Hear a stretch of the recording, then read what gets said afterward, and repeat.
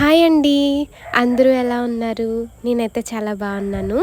ఈరోజు మా ఇంట్లో కర్రీ వచ్చేసి బంగాళదుంప కోడిగుడ్ల కర్రీ అనమాట.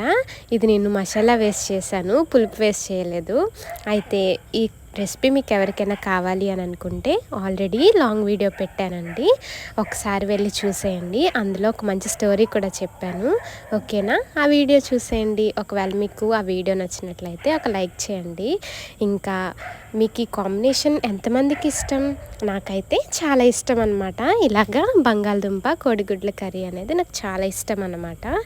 అయితే మీకు కూడా ఇష్టమేనా? ఇష్టమైతే ఈ వీడియోని లైక్ చేయండి, కొంచెం సపోర్ట్ చేయండి మన ఛానల్ని.